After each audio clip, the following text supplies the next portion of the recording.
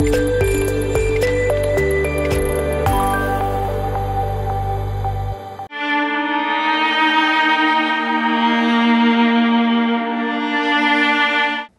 తుఫాన్ దాటికి హనుమకొండ నగరం మొత్తం అతలకుతలమైంది. ఆ తర్వాత వర్షంలో ఉన్నప్పుడు నగరం ఎట్లా ఉందో చూసాం. కానీ ఆ మెంతా తుఫాను వెళ్ళిపోయిన తర్వాత ఎక్కడి నీరు అక్కడికి వెళ్ళిపోయిన తర్వాత ఒక్కసారి మనం హనుమకొండ నగరంలోని ముంపు ప్రాంతాలకు గురైనటువంటి ప్రాంతాలని పరిశీలిద్దాము.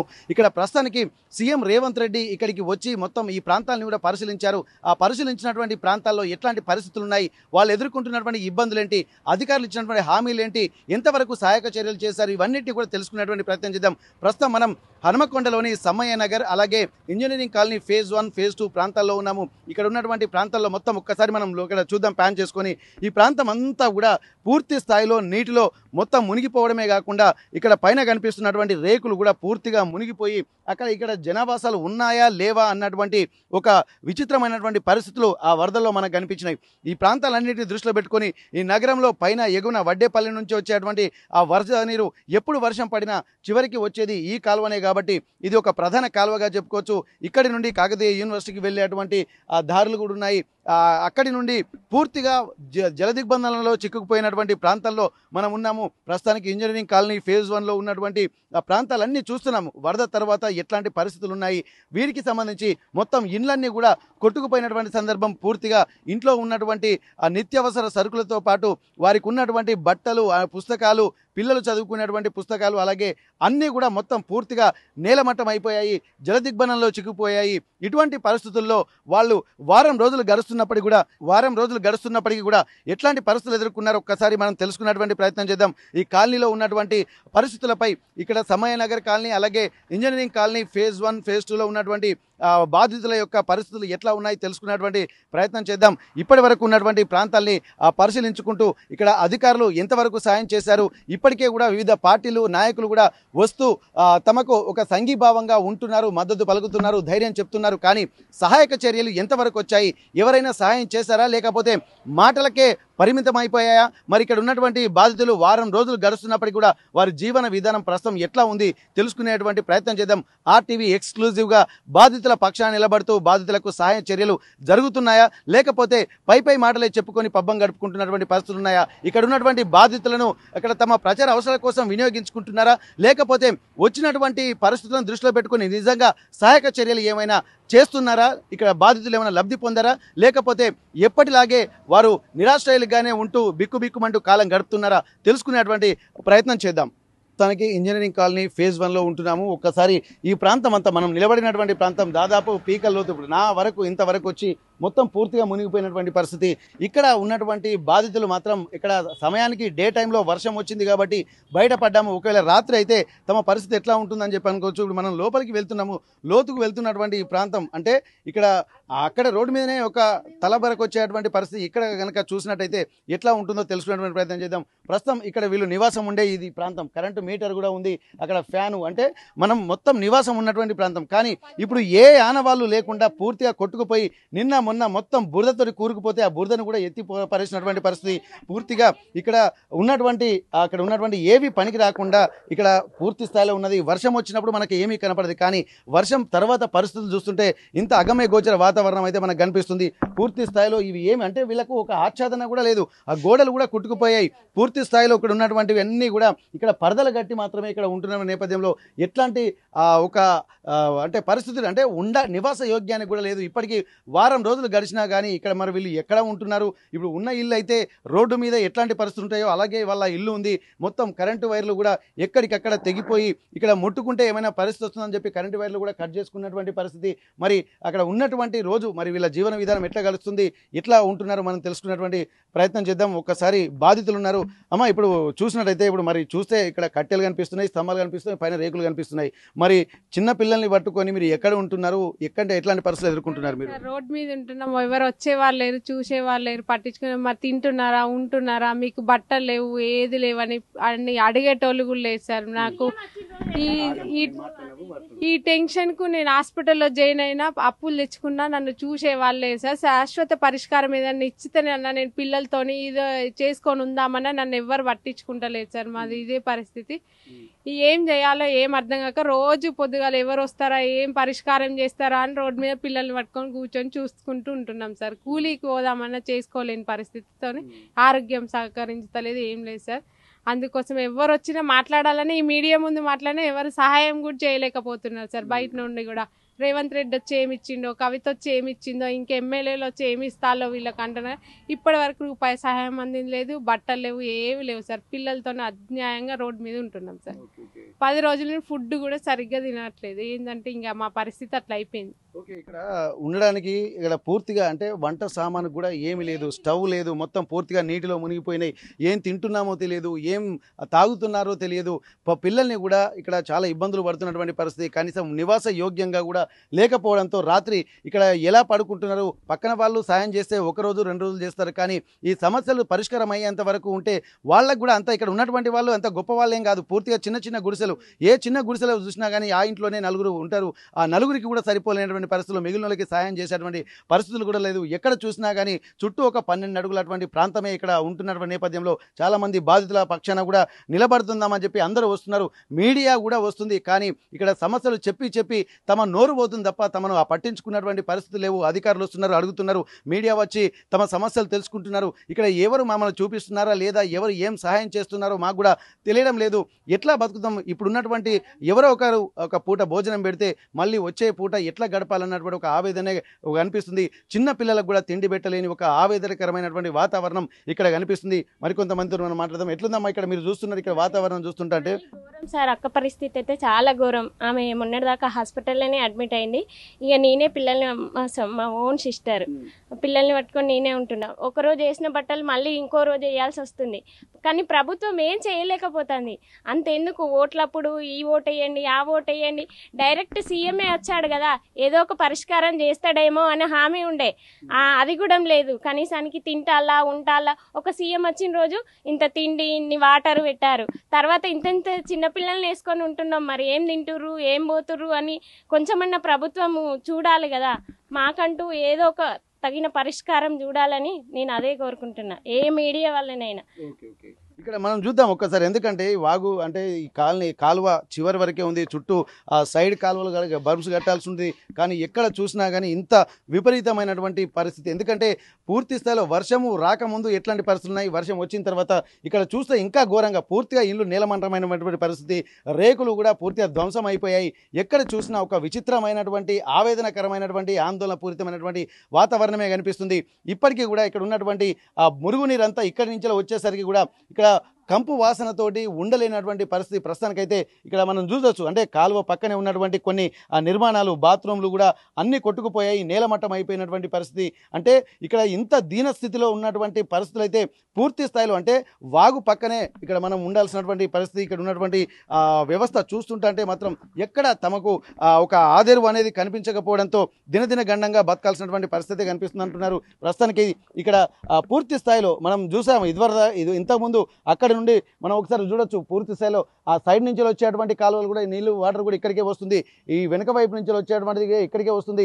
అంటే ఇప్పుడు 3 కాలనీల నుంచి వచ్చేటువంటి ఆ జంక్షన్లో ఉన్నటువంటి వాటర్ కూడా ఈ ప్రాంతానికి రావడంతో పూర్తి స్థాయిలో మొత్తం జలమట్టం అయిపోయినటువంటి పరిస్థితి. ఏదేమైనప్పటికీ కూడా తమకు ఒక భరోసా ఇచ్చేటువంటి నాదులు కావాలి, ఎవరైనా తమను ఆదుకుంటారన్నటువంటి ఒక ఆవేదన, ఆందోళన, ఒక భరోసా, ఎదురు చూపులు మాత్రం ఇక్కడ కాలనీ వాసుల్లో కనిపిస్తున్నటువంటి పరిస్థితి. ఇప్పటికైనా తమను ఎవరైనా వచ్చి ఆదుకుంటే బాగుండన్నటువంటి ఒక విజ్ఞప్తిని మాత్రం చేస్తున్నారు. ఇక్కడ ప్రజలు కొంత సుఖశాంతులతో ఉండాలంటే మాత్రం ఇక్కడ ప్రభుత్వాలు కూడా ఇట్లాంటి సమస్యల నుంచి పట్టించుకోవాల్సినటువంటి అవసరమైనప్పటికీ కూడా తమకు ఒక భరోసా కానీ ఇప్పటికీ వారం రోజులు అవుతున్నప్పటికీ కూడా కలగలేదన్నటువంటి ఒక ఆవేదన మాత్రం ఇక్కడ ఉన్నటువంటి కాలనీ వాసులు వ్యక్తం చేస్తున్నటువంటి పరిస్థితి.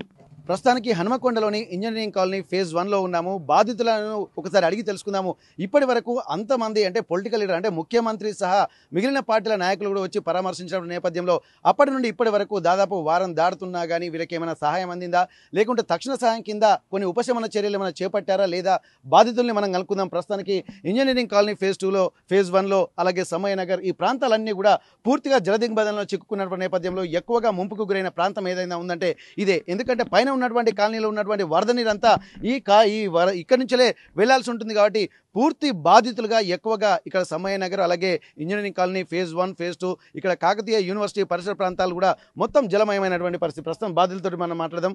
ఏం జరిగిందమ్మా అసలు మీకు? ఇప్పటి వరకు ముఖ్యమంత్రి గారు వచ్చారు, అలాగే మిగిలిన పార్టీల నాయకులు వస్తున్నారు, ఈరోజు కల్వకుంట్ల కవిత గారు కూడా వచ్చినటువంటి పరిస్థితి. మరి మీకు ఏమైనా తక్షణ సహాయం అందుతుందా? వచ్చి భరోసా కల్పించారా లేకపోతే ఏమైనా ఇన్స్టంట్ చర్యలు తీసుకున్నారా మీకోసం? మాకేమి ఇవ్వలేదు సార్ ఇప్పటి వరకు. వస్తాండ్రు పోతాండ్రు కానీ ఏమి ఇస్తలేరు. చేస్తానంటారు కానీ చేస్తానన్న పని కూడా చేయలేదు ఇంతవరకు. ఎవరే సాయం చేయలేదు మాకు.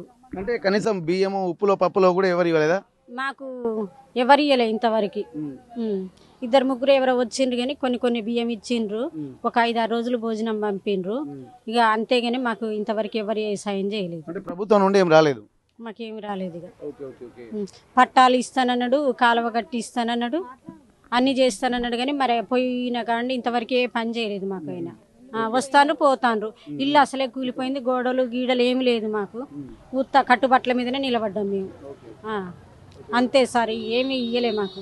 ప్రస్తుతానికైతే ఇక్కడ కూలీ పనులకు వెళ్ళలేక ఇంటి దగ్గరే పడిగాపులు కాస్తున్నాయి. ఎందుకంటే నగరం మొత్తం కూడా అతలాకుతలం అయిపోయింది. మెంతా తుఫాన్ దాటికి మొత్తం ఒక విలయం అనేది ఇక్కడ బీభత్సం సృష్టించిన నేపథ్యంలో కనీసం ఇక్కడ బయటికి వెళ్ళి కూలీ చేసుకుందాం అనుకుంటున్నా కానీ మొత్తం నగరం నీట మునగడంతో కూలీ పనులు కూడా దొరకని పరిస్థితి ఉంది. ఇప్పటికీ వారం రోజులు గడుస్తుంది. ముఖ్యమంత్రి గారు వచ్చినప్పటికీ కూడా ఇక్కడ జూబ్లీ హిల్స్ ఎన్నికల్లో కొంత బిజీగా ఉంటున్నారు. కానీ అక్కడ వాళ్ళు రాజకీయ నాయకులు అక్కడ భరోసా ఇచ్చి అక్కడ హైదరాబాద్లో కొంత బిజీగా ఉన్నప్పటికీ కూడా ఇక్కడ ఉన్నటువంటి స్థానిక కలెక్టర్లు కానీ ఎంఆర్ఓ కానీ ఇక్కడ ఉన్నటువంటి అధికారులు కానీ ఎవరు కూడా వచ్చి తమను పట్టించుకున్నటువంటి పాపన పోలేదని చెప్పి అంటున్నారు. మరికొంతమంది బాధితులతో మనం మాట్లాడేటువంటి ప్రయత్నం చేద్దాం. ఇక్కడ ఎట్లుందమ్మా? ఇక్కడ మీరు చూస్తున్నారు కదా కాలనీలో పరిస్థితి, వీళ్ళందరినీ చూస్తుంటే మీకు ఏమనిపిస్తుంది? ఎట్లాంటి ఇబ్బందులు ఎదుర్కొంటున్నారు ఇక్కడ? ఇప్పుడే కాదండి, గత 15 సంవత్సరాలుగా మేము ఇక్కడ ఉంటున్నాము. అప్పటి నుండి ఈ యొక్క మంతా తుఫాన్ వరద బాధమే కాదు, ఎప్పుడైనా వాన చినుకు పడితే ఇక్కడ ఉన్న పక్క వెనుక మా కాలనీ వెనకాల ఇక్కడ సిస్టమ్ ఉంది, డ్రైనేజ్ సిస్టమ్. సైడ్ వాళ్ళు మా వరకు వచ్చేసరికి ఎత్తున్న సైడ్ ఏమో కట్టారు, మా వారి సైడ్ వచ్చేసరికి ఆపేశారు. అక్కడ నిధులు శాంక్షన్ చేసినా ఆ పనులన్నీ పూర్తి కాలేదు. అప్పుడు మేము ఎన్నో ప్రభుత్వానికి రికమెండ్ పోయి ఇచ్చిన అప్లికేషన్ ఇచ్చినాం. మరి ఇది ఎంత కంప్లీట్ చేయండి బ్రిడ్జి, ఇక్కడ ఉన్న నాలాని ఇవన్నీ కూడా ఒక డంక్ అండ్ డ్రైన్ కట్టారండి. అక్కడ నుంచి వచ్చే వరద కూడా అందులోకి వెళ్తే ఇంత ముప్పు కావాలి. అక్కడ వరద వెళ్లే ప్రాంతంలో ఉన్న గేట్లే మూసివేయడం వల్ల పై ప్రాంతం నుంచి వచ్చి 4 దిక్కులు వచ్చిన వర్షపు నీళ్ళు అన్ని కానీ ఏదైనా కూడా ఇక్కడికే వచ్చి కింది ప్రాంతం మొత్తం ముంచేసింది. దారుణం అంటే దారుణం. పైన కప్పు రేకు కూడా కనబడేదండి. అసలు అదే నైట్ పూట వస్తే మరి ఎంత ప్రాణ నష్టం జరిగేది ఒకసారి ఆలోచించాలి ప్రభుత్వం. ఎంత చిత్తశుద్ధి లేకుండా వ్యవహరిస్తుంది. అదే అర్ధరాత్రి పూట వస్తే మరి ఇక్కడ ఉన్న అందరి ప్రాణాలు కూడా పోవు. అదే ఉదయం పూట వచ్చింది కాబట్టి కొంతవరకు మా కాలనీ వాళ్ళకి ఇంటిమేషన్ రాగానే కొంచెం అలర్ట్ అయ్యేసరికి కట్టుబట్టలతోని బయటికి రోడ్డు మీద వచ్చి నిలబడ్డారు. చూస్తూ మా కళ్ళ ముంగట సామాన్లు ఇల్లు మునిగిపోయే, పిల్లల పుస్తకాలు, తినడానికి తిండి లేకుండా కట్టు బట్టలు అన్ని కూడా అక్కడ ఉన్న వెనక సైడ్ ఉన్న బ్రిడ్జికి ఆనుకొని నీళ్ళు అయితే మొత్తం అందులోనే కొట్టుకుపోయినాయి. ముఖ్యంగా అక్కడ ఉన్న 2 బాధితులు ఉన్నారంటే వాళ్ళ ఇల్లు మొత్తం కొట్టుకోపోయి ఇప్పుడు ఎక్కడ ఉండాలి, ఎవరికి వాళ్ళు చేసుకోవడం బతకడమే కష్టం. ఇప్పుడు వాళ్ళిద్దరు వాళ్ళ పిల్లలతో రోడ్డు మీద ఉన్నారు, ఏడుస్తున్నారు. ఎవరింటికి పోయి ఉండాలి, మాకేమైనా శాశ్వత పరిష్కారం ఈ ప్రభుత్వం కల్పించాలి. మేము ఉన్న కాడనే మాకు పక్క ఇల్లు నిర్మించి ఇంకోసారి కూడా ఈ చినుకుబడినా కూడా వాన పడ్డా వరద పడ్డా కూడా ముప్పుతోని గురి కాకుండా మాకు ఈ ప్రభుత్వం శాశ్వత పరిష్కారం ఇక్కడ చూపించాలి శాశ్వతంగా. ఇప్పుడు ముఖ్యమంత్రి రాగానే అంతా అనుకున్నాం కదా, ఇప్పుడు ఫస్ట్ టైం రాష్ట్రం ఒక ముఖ్యమంత్రి రావడం ఇట్లా కాలనీ సందర్శించడానికి. మేమేమనుకున్నాం తక్షణమే పరిష్కారం జరుగుతుంది, ఎందుకంటే ముఖ్యమంత్రి గారే దిగొచ్చింది కదా, ఇక అధికారులను అలర్ట్ అవుతారు, తొందరగా వెంటనే జరుగుతుంది అనుకున్నాం. కానీ ఎంత చిత్తశుద్ధి లేని ప్రభుత్వం చూడండి. ఇప్పుడు వారం అయిపోయినా కూడా మాకు కలిసి ఏం తింటున్నారు ఈ ప్రజలు, ఎలా ఉంటున్నారు, వీళ్ళకి మన ఆర్థిక సాయం ఇంత కొంత చేద్దామనే కూడా ధ్యాస లేకుండా పోయింది. మరి రేపు ఎవ్వరు రాలేదు ఈసారి, అసలు అధికారులు రాలే కదా, ఎవరు చూస్తలేరు. సర్వే కానీ ఏదో నామమాత్రం వచ్చి అక్కడక్కడ చూసిపోయారు. కానీ మరి ప్రజలకు ఆహారం అందుతుందా, ఏమన్నా డొనేట్ చేసి ఎక్కడో ఒకళ్ళు స్వచ్ఛంద సంస్థ 2-3 వచ్చి పాపం వాళ్ళు డొనేట్ చేస్తున్నారు, ఏదో ఆహారంగా కొంత బియ్యము అవో ఇవో ఇచ్చిపోయారండి, 1-2 తప్ప. ఇంకా ప్రభుత్వ అధికారులు మాత్రం ఇప్పటి వరకు రాలేదు. మాకు వెంటనే ఇక్కడ ఉన్న ఇంకోసారి వరద వచ్చిన ముప్పు కాకుండా ఈ ప్రాంతాన్ని శాశ్వతంగా పరిష్కరించి మాకు పక్కా ఇల్లు నిర్మించాలి, మాకు ఒక దారి చూపించాలి ఈ ప్రభుత్వము. ఓట్ల కోసం అయితే ఇంటింటికి వచ్చి గడపకు నిలబడి ఓట్లు అడుగుతారు. మరి ఇట్లాంటి టైంలో ఎక్కడ పోయింది ఈ ప్రభుత్వం అని ప్రశ్నిస్తున్నాము. మీరు మళ్ళీ రారా, మళ్ళీ మీకు అవకాశం మాకు లేదా, ఇది దృష్టిలో పెట్టుకోండి. ఇప్పుడు వచ్చిపోయి మా ఇలాంటి పరిస్థితులు కూడా మీరు రాకుంటే మేము ఎవరిని అడగాలి? ఒక ముఖ్యమంత్రి వచ్చినా కూడా ఇంత అశ్రద్ధ ఉందంటే తెలంగాణ రాష్ట్రంలో ఇంకెవరికి చెప్పుకోవాలి సమస్య అని మేము ఈ రాష్ట్ర ప్రభుత్వాన్ని నిలదీస్తున్నామండి. ఖచ్చితంగా మాకు పరిష్కారం చూపించాలి.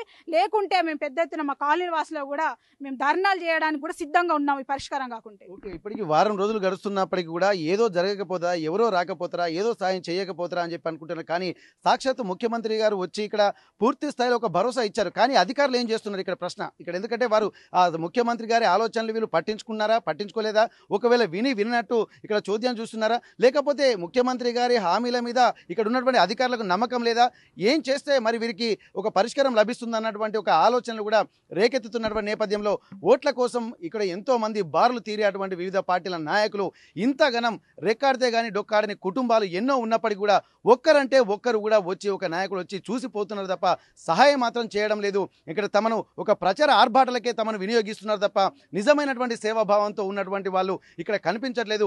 కొంతమంది స్వచ్ఛంద సంస్థలు వచ్చి తమను కొంత ఆదుకున్నారు, తమ కడుపు నింపారు, తమ పిల్లల్ని కూడా కొంత ఆదుకునేటువంటి ప్రయత్నం చేశారు. కానీ ఒక శాశ్వత పరిష్కారం చేయాలంటే ప్రభుత్వాలతో సాధ్యమవుతుంది కాబట్టి ఇప్పటికి కూడా ఒక విధంగా నిలదీతనే అనుకోవచ్చు. ఇంకా వారం రోజులు గడుస్తున్నప్పటికీ కూడా ఎట్లాంటి సమస్యకు పరిష్కారం రాక కదా సీఎం వచ్చింది, శాశ్వత పరిష్కారం ఇస్తా అని ఒక హామీ ఇచ్చారు కదా, ఆర్థిక సహాయం చేస్తాను ఒక హామీ ఇచ్చారు కదా అని చాలా ఆనందంగా ఉండి ఒక పక్కకు ఉంటే ఇప్పుడు 11 రోజులు అవుతుంది. సీఎం వచ్చినా కూడా ఆయన కిందున్న అధికారులు పట్టించుకోవట్లేదన్న ఒక బాధ కూడా ఉన్నది మాది. సీఎం ఇవ్వచ్చు హామీ, తను దగ్గరుండి అయితే చేయలేడు కదా, అధికారులు చేయాలి కదా, వాళ్ళు కూడా చేయలేదు. మొన్న ఎంఆర్ఓ ఆఫీస్కు ఎవరో డొనేట్ చేశారంట, 50 కిలోల బియ్యం తీసుకొచ్చి ఇద్దరికి ఇచ్చే వెళ్ళారు. మొత్తం నిండా మునిగిన వాళ్ళకి ఇద్దరికి ఇచ్చారు. ఆ తర్వాత ఆ 50 కిలోలు 25 కిలో తినలేరు కదా, దానికి ఎన్నో కావాలి, తిండి కావాలంటే. వాళ్ళిద్దరు ఎంత ఘోరంగా అంటే అసలు 4 పిల్లల్ని వేసుకొని రోడ్డు మీదనే ఉండి నేను ఏడుండాలని దీన స్థితిలో చూసుకుంటూ ఏడుస్తూ ఉన్నారు. దానికైనా కొంచెం వీళ్ళు మీడియా ఎట్లాగూ సమాచారం ఇస్తుంది, అందరు చూస్తున్నారు. మరి వీళ్ళకి ఇక్కడికి సీఎం వచ్చాడు, విజిట్ చేశారు, సీఎం వచ్చారు, వీళ్ళకి ఏదో ఒకటి మనం కూడా చేస్తే బాగుండు అన్నది ఏం లేకుండా పోయింది తెలుసా. వచ్చిందంటే వచ్చారు, పోయారంటే పోయారు, అంతే. ఆర్థిక మినిమంలా శాశ్వత పరిష్కారం కావాలంటే 3 నెలలు 4 నెలలు పడుతుంది. దానికి ఎదురు చూస్తాం. మరీ ఆర్థిక సహాయం కోసమైనా ఎదురు చూడడంలో తప్పు లేదు కదా. దాని గురించి చూస్తున్నా కూడా ఎవరు వచ్చి స్పందించట్లేదు. ఇంతకుముందు డొనేట్ చేసే వాళ్ళు వీళ్ళెవరు ఇంతకుముందు తుఫాన్లు వచ్చినాయి, పోయినాయి, కొట్టుకున్నాం. ఇంత ఘనంగా వరద రాలేదు, కొంచెం తక్కువ వచ్చినా కూడా వీళ్ళెవరు ఇచ్చేది. పోనీలే మేము కొంచెం వరకైనా కొంతమందికైనా గుర్తున్నది అనుకుంటా. ఇప్పుడు సీఎం వచ్చిపోయారు కాబట్టి చాలా మందికి తెలుసు మేము ఒక ఫేమస్ అయినట్టు ఉన్నది, కానీ ఆర్థికంగా సాయంగా కానీ పరిష్కారం ఏది లేదు, పేరుకే ఉన్నాం అన్నట్టు. అందరూ అంటే సమస్యల్ని కూడా వాడుకుంటున్నారు అందరూ, అంతే కదా సార్. ఇప్పుడు వచ్చారు సీఎం వచ్చినట్టే పలానా చోట అంతే వస్తున్నారు, వీడియోలు ఇస్తున్నారు, చూస్తున్నారు, మిగతా పార్టీ వాళ్ళు వస్తున్నారు, చూస్తున్నారు, పోతున్నారు. షో లెక్క అయిపోయింది. కానీ వీళ్ళకి ఆర్థిక సహాయమా, పర్మనెంట్ సొల్యూషన్ ఇద్దాం, ఏది లేదు ప్రజెంట్ వరకు అయితే. ఓకే, ఇక్కడ నిజంగా బాధితులతో ఎవరైతే ఇప్పుడు ఇదివరకు బాధితులు మాట్లాడారో మరికొంతమంది బాధితులు మనం మాట్లాడదాము. ఇక్కడ నిజంగా ఎప్పుడైనా వచ్చారమ్మా ఇప్పుడు మీకు? ఎందుకంటే తినడానికి కూడా కొంత ఇబ్బందికర వాతావరణం అయితే కనిపిస్తుంది. వచ్చినటువంటి వాళ్ళ నుండి ఇప్పటి వరకు కొంతమంది స్వచ్ఛంద సంస్థలు వచ్చి ఆదుకున్నారని చెప్పి అంటున్నారు. మరి నిజంగా ప్రభుత్వ అధికారులు కానీ ఇక్కడ జిల్లా కలెక్టర్ గారు ఎవరైనా పురమాయించడం కానీ, ఎంఆర్ఓ కానీ ఎవరైనా వచ్చారు ఇక్కడికి? ఎవరైనా వచ్చారన్నా ఇక్కడికి? వచ్చారు సార్. సీఎం పర్యటన ఇక్కడ మొంత తుఫాను భారీ వరదలు రావడం వల్ల దిగువ ఉన్నటువంటి ప్రాంతం ఉన్నటువంటి మొంత తుఫాను వల్ల ఈ యొక్క ఇంజనీరింగ్ కాలనీ గుడిసెలలోకి భారీ వరద రావడం జరిగింది. ఆ వరదలో దాదాపు 7 గుడిసెలు పూర్తిగా నీలమట్టం నీళ్ళల్లోనే వరదలలో కొట్టుకుపోవడం జరిగింది. ఆ కుటుంబం కట్టు బట్టలు కానీ, ఫర్నిచర్ కానీ, టీవీ కానీ, కూలర్ కానీ, విలువైన వస్తువులన్నీ నీళ్ళల్లో, సర్టిఫికెట్లు, పిల్లలు చదువుకునే సర్టిఫికెట్లు, విలువైన సర్టిఫికెట్లు కూడా నీళ్ళల్లో కొట్టుకుపోవడం జరిగింది. తెల్లవారుజామున గౌరవ ముఖ్యమంత్రి వర్యులు రేవంత్ రెడ్డి గారు ఇక్కడికి పర్యటించడం జరిగింది. పర్యటించిన కానుండి ఇప్పటి వరకు హామీలు ఇచ్చిపోయిండు. మీకు ఇక్కడ శాశ్వత పరిష్కారం చూపిస్తా, ఇందిరమ్మ ఇల్లు ఇప్పిస్తా, మీకు శాశ్వత నంబర్లు ఇప్పిస్తా అని చెప్పిపోవడం జరిగింది. అందరు రాసుకున్నారు గవర్నమెంట్ వాళ్ళు. ఇప్పటి వరకు ఏ రెవెన్యూ డిపార్ట్మెంట్ కానీ ఎవరు కానీ ఇక్కడికి వచ్చిన పాపాన పోలేదు. గౌరవ ముఖ్యమంత్రి గారు ఇక్కడికి రావడం వల్ల ఈ యొక్క ప్రాంతం ఫేమస్ అయింది తప్ప మాకు ఎలాంటి కృషి జరగలేదని కరాఖండిగా చెప్పుకోవడం జరుగుతుంది. ఎందుకంటే ఇప్పటి వరకు కూడా 2 గుడిసెలు నీలమట్టమైనవి. సమ్మెట సంధ్య గారిది కానీ, మారపాక పుష్ప గారిది కానీ ఇప్పటి వరకు కూడా వాళ్ళు రోడ్డు మీద ఉండడం జరుగుతుంది. వాళ్ళ కనీసం తక్షణ సాయం కూడా రాసుకుని పోయిన ఇప్పటి వరకు ఏది అందించలేని పరిస్థితి. మరి వాళ్ళైనా మరి ఎందుకు ఇట్లా ఆలస్యం చేస్తున్నారు? మరి ఎవరైనా మామూలు విష ప్రయోగం ఇట్లా ఏమైనా చేస్తున్నారా? ఏం మాకు అర్థం అవ్వట్లేదు కదా. మాకు ఒక్కటే 15 సంవత్సరాల కానించి ఇక్కడ గవర్నమెంట్ భూమిలో మేము గుడిసెలు వేసుకొని నివాసం ఉంటున్నాం. మాకు శాశ్వతంగా ఇక్కడ ఇంటి నంబర్లు ఉన్నాయి, కరెంటు మీటర్లు ఉన్నాయి, ఇక్కడనే ఆధార్ కార్డులు ఉన్నాయి, ఇక్కడనే ఓటర్ కార్డులు ఉన్నాయి, అన్నీ ఉన్నాయి మాకు ఇక్కడ. మాకు కావాల్సింది ఒకటే శాశ్వత పరిష్కారం కోరుకుంటున్నాం. పరిష్కారంతో పాటు ఆ సైడ్కు ఉన్నటువంటి కాలువ ఓ డక్కన్ బాక్స్ అని కట్టించిండ్రు 150 కోట్లు పెట్టి. వరద వచ్చే టైంలో ఆ గేట్లు ఎత్తేయలేకపోయినలు. ఆ గేట్లు ఎత్తి ఉంటే మాకు ఇంత భారీ నష్టం జరగకుంటుండేది. అందుకని తక్షణమే గుర్తించాలి. ఇక నుంచి అయినా మాకు మేలు జరగాలని కోరుకుంటున్నాను. కవిత గారు ఈరోజు పర్యటించడం కూడా జరిగింది. కవితమ్మ వచ్చి కూలిపోయిన ఇండ్లను సందర్శించడం జరిగింది. తక్షణ సాయం కూడా కొంత ఉడతాబత్తిగా చేయడం కూడా జరిగింది. వారికి మా ప్రత్యేకమైనటువంటి ధన్యవాదాలు. ఇప్పటికైనా గవర్నమెంట్ వాళ్ళు మేలుకొని మాకు శాశ్వత పరిష్కారం చూపెట్టాలని కోరుకుంటున్నాం. మాకు ఏదో కావాలి, ఏదో చేయాలి, మీరు మాకు ఏదో ఇవ్వాలని కాదు, మాకు శాశ్వత పరిష్కారం. ఒక ఇల్లు నిర్మాణం కావడానికి పరిష్కారం చేయండి, శాశ్వత నంబర్లు ఇవ్వండి. మేము ఇదే కోరుకుంటున్నాం మిమ్మల్ని. Thank you. గత 15 సంవత్సరాలుగా కూడా ఇక్కడే ఉంటున్నటువంటి పరిస్థితి. ఇప్పటి వరకు వాళ్ళకి ఇంటి నెంబర్లు ఉన్నాయి, ఆధార్ కార్డులు ఉన్నాయి. ఇక్కడ ఏది లేకపోతే ఇంకెక్కడికైనా వెళ్ళి బతకొచ్చు. కానీ ఇక్కడే పూర్తిగా 15 ఏళ్ల నుంచి ఈ ప్రాంతంతో మమేకమైపోయి ఈ ప్రాంతంలో ఉన్నారు. ఈ 15 ఏళ్లలో ఎన్నో వరదలు వచ్చాయి, ఎన్నో సమస్యలు వచ్చాయి. అయినప్పటికీ కూడా తట్టుకొని నిలబడుతూ ఇక ఏదో ఒక శాశ్వత పరిష్కారం కోసం ఎవరైనా ఒకరు ఆదుకోకపోతారా అని చెప్పి ఎదురు చూస్తున్నటువంటి కాలనీ వాసులకు పూర్తి శాశ్వత పరిష్కారం చూపించాలని చెప్పి అంటున్నారు. అంతకన్నే ముందు మాత్రం కొంత తాత్కాలికమైనటువంటి ఉపశమన చర్యలు తీసుకోవాల్సి ఉంటుంది.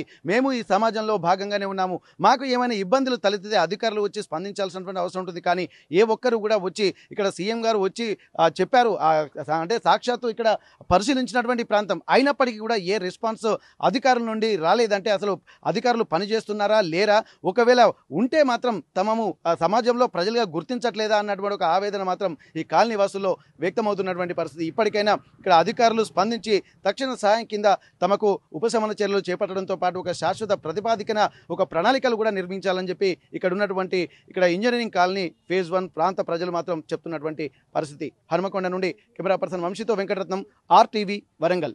Local to global news at your finger tips. మీ చేతిలో ఒక ఆయుధం. Download R TV app. Media legend Ravi Prakash is back.